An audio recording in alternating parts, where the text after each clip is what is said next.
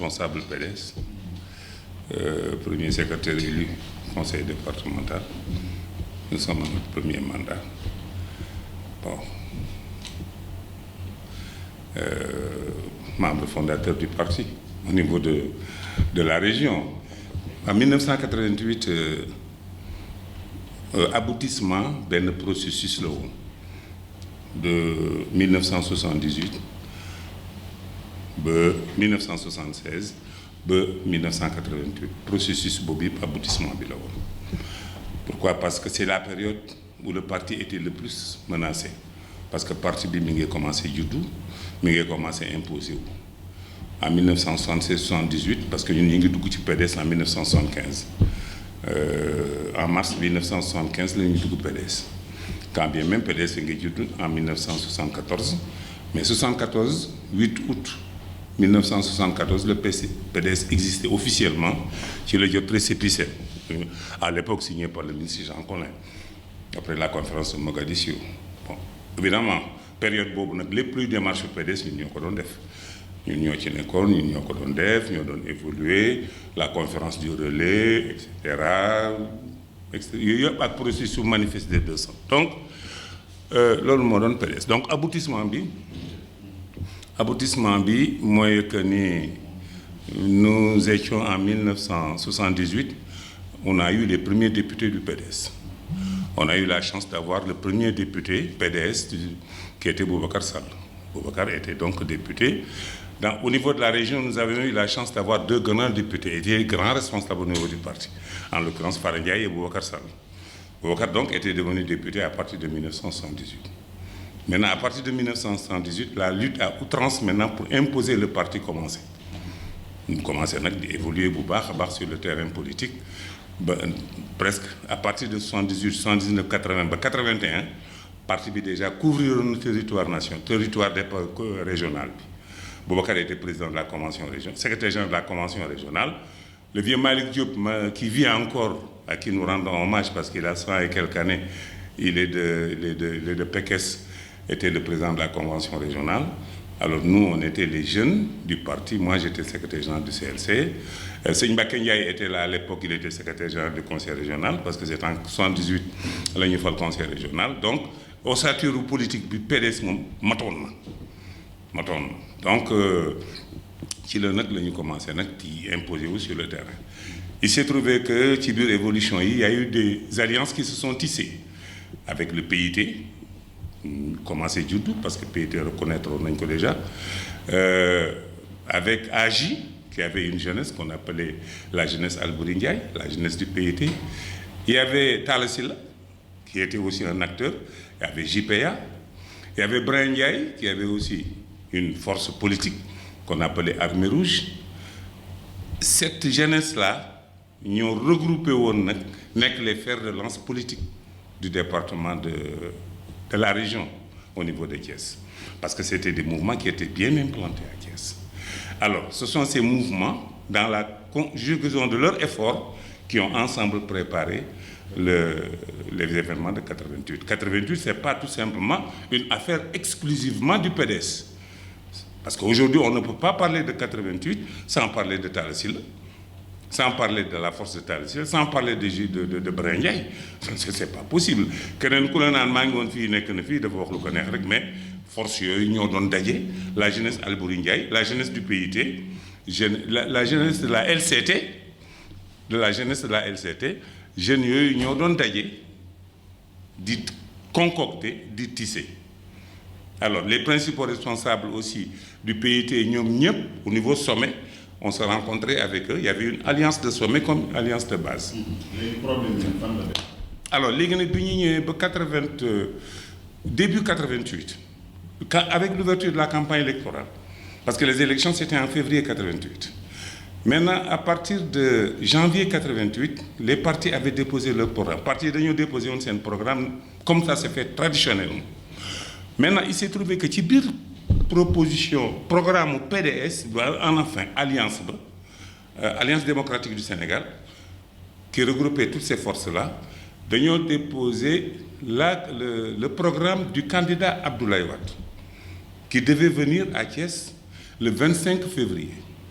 Il s'est trouvé que, par pur hasard, le Parti socialiste aussi avait déposé au niveau de la gouvernance, déposé n'aime pas, mais quand même comme c'était le parti gouvernemental, ñoom it war a déposer seen programme.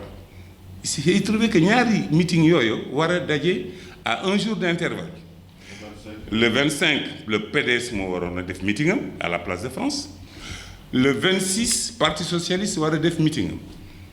Alors comme télescopage boobu xaw na am à peu près am na maa ngi fàttaliku ndeysaan le député le journaliste Birane Gningue une semaine avant mu titré woon la bataille de Thiès aura-t-elle lieu mu titré loolu parce que dafa sentiroon nañu boobu télescopage.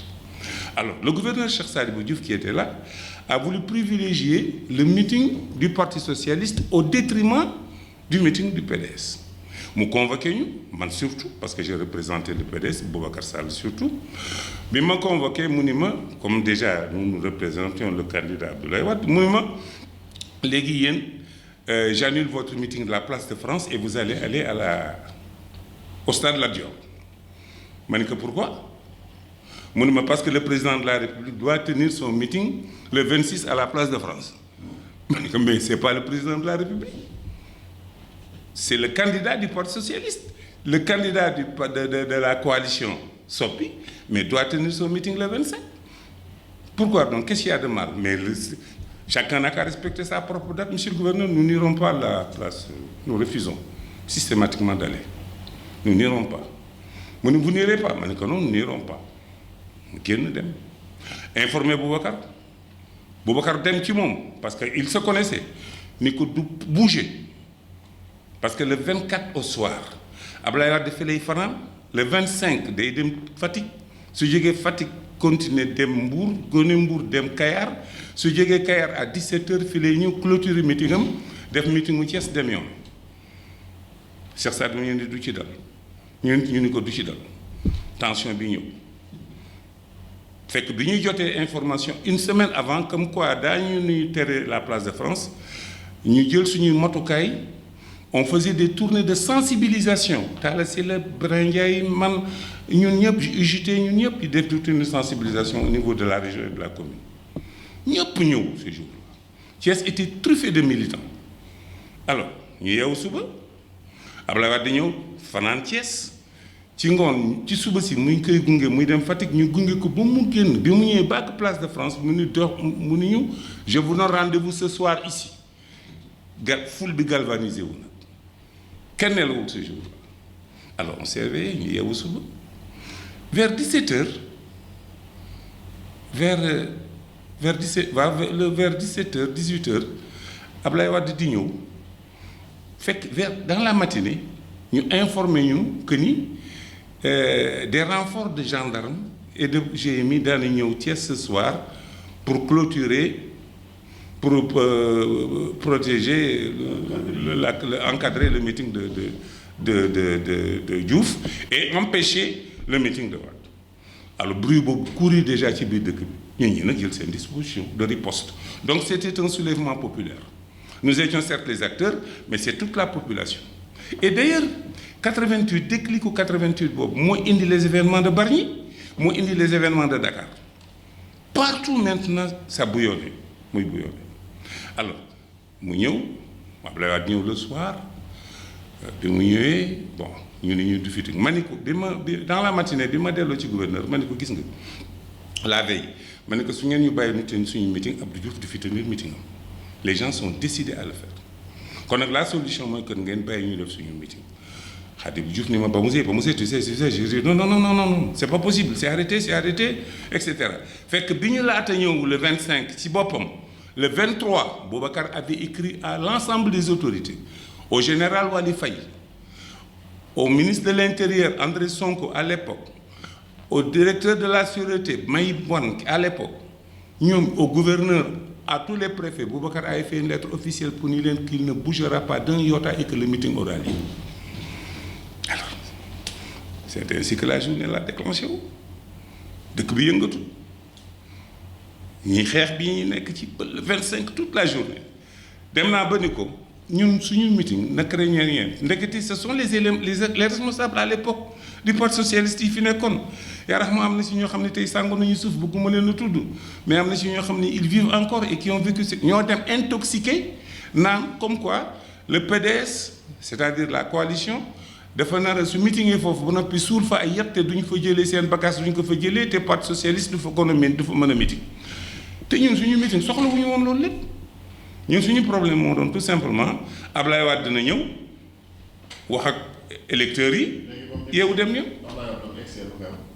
bi mu egsee daal bi mu laata agsi d'abord dëkk bi tàng na bi mu jógee Kayar dugg jaar Angle Sëñ Fall dëkk bi tàng na grenade yi di tooy ñun dans la matinée déjà nous étions à la place de France ba 16h 15h bi ñu déparé kër Boubacar jëm place de France déjà dëkk bi quadrillé nañ ko le général Cissé le colonel Cissé booba temps il était chef de la DSP man ak kii Fall du PIT ñoo ànd ak Brin Ndiaye ñoo dem ba ci moom ni ko mon colonel est-ce que vous pouvez nous laisser passer nous allons tenir notre meeting calmement. Wade ne va même pas descendre de sa voiture.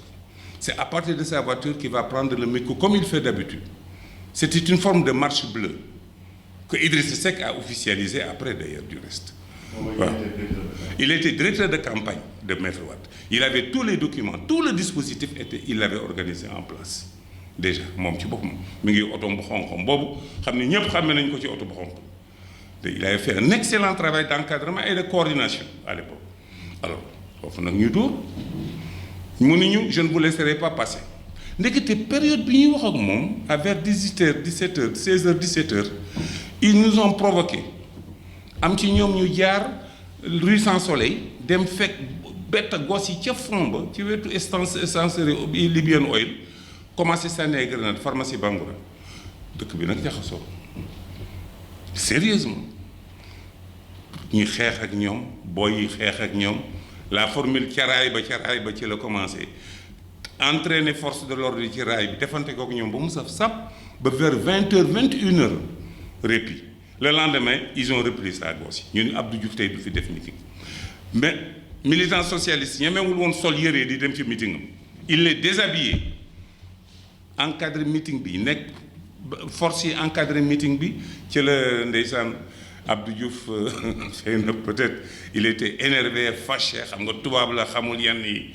naan je pensais avoir à une jeunesse civilisée alors que je me rends compte que j'ai affaire à une jeunesse malsaine mais ils verront maintenant c'est depuis lors qu'il y a eu cette fameuse bataille et ce mépris de l'autorité administrative de Thiès et le PDS a évolué dans cette situation-là jusqu'à la disparition de Boubacar Sall en 1995. Oui.